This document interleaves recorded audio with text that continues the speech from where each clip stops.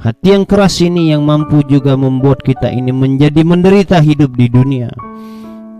Batarul haq wa khamtun nas. Hati yang keras itu berubah, dia menjadi hati yang sombong. Batarul haq, dia akan menolak daripada yang kebenaran. Kebenaran maksudnya yang diajarkan oleh Rasul itu benar semua. Apa yang disampaikan oleh Rasul itu benar semua.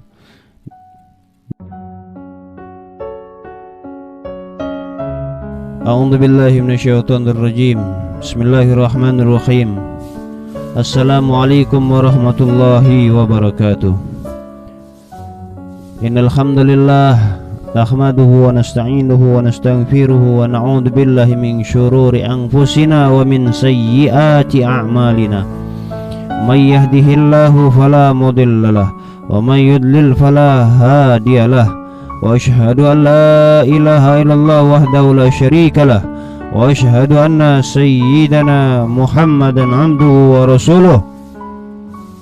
Allahumma salli wa sallim ala sayyidina Muhammadin wa ala alihi wa sahbihi wa barik wa sallim ajma'in. Amma ba'd. Hamba Allah yang dirahmati oleh Allah Subhanahu wa taala, bersyukur kita kepada Allah Subhanahu wa taala. Allah yang maha mulia, yang mulia selain daripada Allah adalah hina. Allah Subhanahu wa ta'ala adalah sang maha besar, yang besar selain daripada Allah adalah kecil. Allah Subhanahu wa ta'ala yang maha agung, yang maha mulia, yang mulia yang agung selain daripada Allah adalah hina.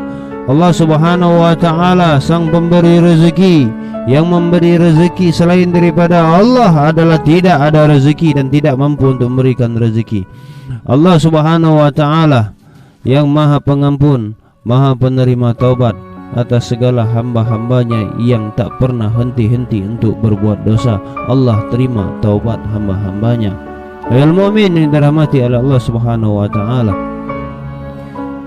ada hal yang mampu menyebabkan daripada hati manusia ini,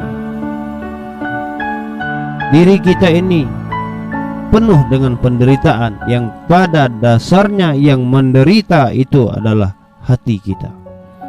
Hal ini yang sering kita lupakan, ataupun kita belum mendengar apa yang telah disampaikan oleh baginda Rasulullah sallallahu alaihi wasallam, yang diajarkan oleh Allah Subhanahu wa taala melalui baginda Rasulullah sallallahu alaihi wasallam. Akhlaqul Rasulullah sallallahu alaihi wasallam. Baginda Rasulullah sallallahu alaihi wasallam, perkataan beliau, sikap beliau atau diamnya beliau itu adalah hadis atau akhlaknya beliau.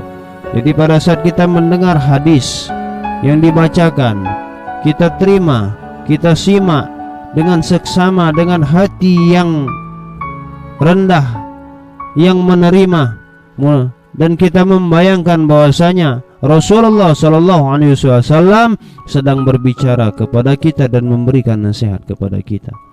Bayangkan Rasul. Makanya di saat kita mendengar hadis, itu Rasul yang berkata, bukan objeknya akan tapi hadisnya. Perkataan Rasul, perbuatan Rasul, dan diamnya Rasul. Itu yang diajarkan oleh para alim ulama kita, ulama saleh kita, sehingga kita mendengar apa yang dikatakan oleh mereka para ulama. Ada hal hamba Allah yang membuat kita ini atau menyebabkan kita ini dalam hidup seolah-olah kita ini penuh dengan penderitaan. Mudah-mudahan dengan mendengar ini kita akan merubah dari segalanya. Qala Rasulullah sallallahu alaihi wasallam, arba'un minasyaqa jumudul 'ain wa qaswadul qalb wal hirsu wa tulul amal. Rawahu Abu Naim an Anas radhiyallahu an. Arba'un minasyaqa, ada 4 hal yang merupakan penderitaan. Jumudul 'ain, pandangan yang picik, pandangan yang tidak baik, pandangan yang jahat. Di saat kita memandang sesuatu yang ada di dalam diri orang, kita mulai berpikir bagaimana kita untuk menjatuhkannya. Apakah yang dimilikinya berupa harta? Apakah yang dimilikinya itu berupa ilmu yang Allah berikan? Apakah yang dimiliki oleh mereka itu pemahaman yang Allah berikan? Pada saat itu kita mulai memandang dengan pandangan bukan pandangan Allah, akan tetapi kuda kita gunakan dengan pandangan syaitan atau dengan pandangan yang picik, yang jahat. Ini yang membuat hati kita hamba Allah keras, sehingga hati kita ini seolah-olah menderita di saat kita lihat orang memiliki harta benda yang Allah anugerahkan. Kita mulai membayangkan yang aneh-aneh. Padahal kalau kita berpikir secara agama Allah yang diajarkan oleh baginda Rasul, tidaklah lain apa yang dimiliki oleh mereka itu hanyalah titipan Allah. Hakadha ayal mu'min. Begitu juga di saat kita melihat ada orang yang berilmu, terkhusus ilmu agama, mereka memiliki pemahaman yang luar biasa, mereka memiliki penyampaian yang luar biasa, mereka memiliki pemahaman ilmu sungguh tinggi dan luar biasa. Pada saat itu kita mulai memandang picik jahatnya pemikiran kita, pandangan kita sungguh jahat. Tapi sebaliknya yang diajarkan oleh Rasul, pada saat kita melihat mereka itu, kita memandang bahwasanya Allah Subhanahu wa ta'ala sedang menitipkan agamanya kepada si Fulan bin Fulan. Seperti kita melihat mereka para solihin, para alim ulama yang Allah berikan mereka ilmu, yang mereka berikan, Allah berikan kepada mereka itu pemahaman yang luar biasa, yang Allah berikan kepada mereka itu lisan yang luar biasa, yang mampu mengajak semua orang untuk kembali ke jalan Allah, untuk ingat Allah, untuk kenal dengan Allah dan mengenal baginda kita Nabi Muhammad SAW. Ini yang menyebabkan hati keras, hati kita menjadi menderita karena sebab pandangan kita picik terhadap mereka, bukan hal-hal yang positif kita memandang mereka. Makanya dikatakan oleh Rasul yang pertama yaitu jumudul ain, pandangan yang picik atau jahat, yang menyebabkan kita menderita yang pertama. Kemudian yang kedua, kata Rasulullah SAW, wa ghazwatul qalb, yaitu hati yang keras. Hati yang keras ini yang mampu juga membuat kita ini menjadi menderita hidup di dunia. Batarul haq wa khamtun nas, hati yang keras itu berubah, dia menjadi hati yang sombong. Batarul haq, dia akan menolak daripada yang kebenaran. Kebenaran maksudnya yang diajarkan oleh Rasul itu benar semua. Apa yang disampaikan oleh Rasul itu benar semua. Batarul haq, dia menolakkan kebenaran. Di saat ada orang menceritakan soal hadis, di saat ada ulama atau sahabat kita sedang duduk, dia bercerita soal hadis, menggambarkan Rasulullah begini, batarul haq, batinnya menolak. Wa khamtun nas, dan dia sering merendahkan manusia yang lain. Padahal ulama mengajarkan kepada kita agar kita ini merendahkan diri kita serendah-rendahnya dan tidak merendahkan orang lain, selalu menganggap orang lain itu jauh lebih daripada diri kita sekalipun kita ini berilmu. Begitu juga orang yang kaya, sekalipun kita ini menjadi orang kaya, kita tidak mau menganggap orang-orang fakir, orang miskin itu kita memandang bahwasanya mereka itu tidak ada apa-apa. Khawatir kita dengan hati yang keras. Hati yang keras itu pada saat kita disampaikan sesuatu yang baik-baik, apalagi yang menyampaikan itu orang alim, apalagi yang menyampaikan itu para ulama. Jadi seumpama kita nonton di YouTube, oh ustadz ini tidak kurang baik ceramahnya, tidak mau didengar. Ustadz yang ini kurang baik ceramah, tidak mau didengar. Jadi menganggap banyak ustadz ini yang baik. Padahal ayul mukmin, kalau kita terima semua dari apa yang disampaikan oleh para ulama, siapapun, selagi dia menyampaikan sesuatu yang hak, yang benar, kita dengar, kita simak, tentunya kita akan mendapat ilmu, keberuntungan bagi kita. Karena kenapa? Karena kita melenturkan hati kita. tidak mau menjadikan hati kita yang keras, sehingga berkembanglah ilmu kita dan kita amalkan ilmu kita tadi sehingga berkahlah hidup kita. Al-Allamah Al-Habib Umar, tidak pernah beliau menolak daripada kebenaran. Syekh Muhammad bin Ali Al-Maliki mengatakan, sampai kapanpun aku adalah seorang santri. Ini beliau, rendahnya hati mereka para ulama. Lihat mereka para alim ulama, para habaib, kalau mereka berjumpa padahal ada yang lebih tinggi ilmunya, bahkan kedudukannya di mata Allah lebih tinggi, mereka saling rebut untuk cium tangannya, padahal sama-sama besar. Lihat mereka para kiai-kiai kita, almarhum kemarin ya Haji Muhammad Zuhdi, kita tonton di YouTube-nya, Masya Allah tawaduknya beliau berjalan, padahal orang berilmu, di depan muridnya beliau tidak malu, menunjukkan hati mereka itu lembut.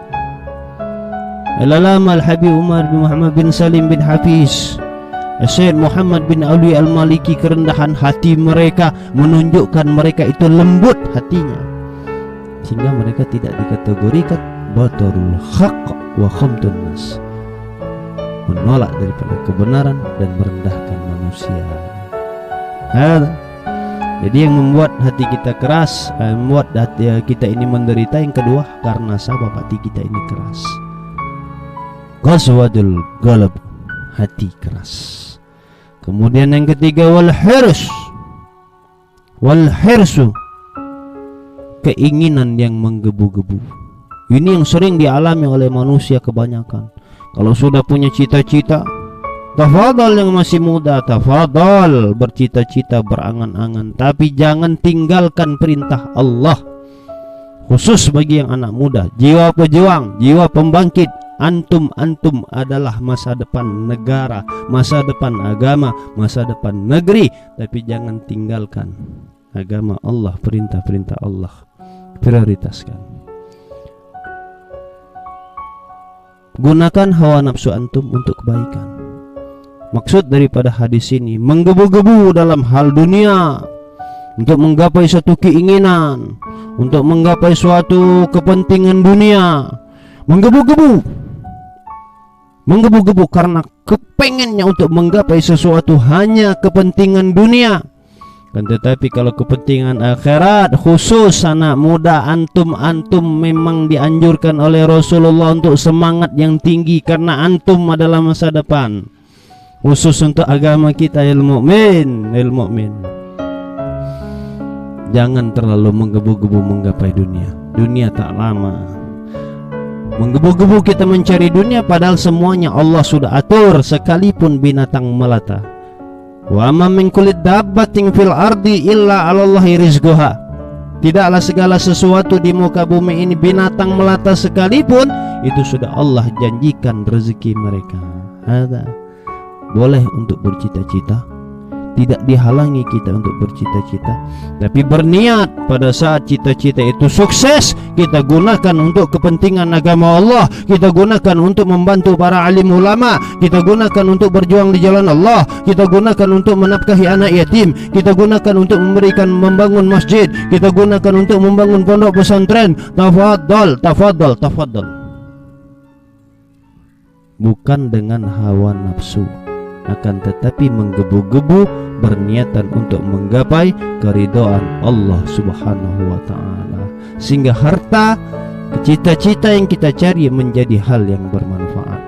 Bukan menjadi menggapai cita-cita, kelak kalau aku menjadi orang sukses, aku akan membalas orang yang pernah merendahkan diriku. Aku ingin menunjukkan diriku bahwasanya aku lebih sukses dari dia. Aku ingin menyombongkan diriku. Aku ingin menampakkan bahwasanya di saat aku punya mobil mewah, orang-orang akan memandangku dengan pandangan yang hebat. Bukan kayak gitu.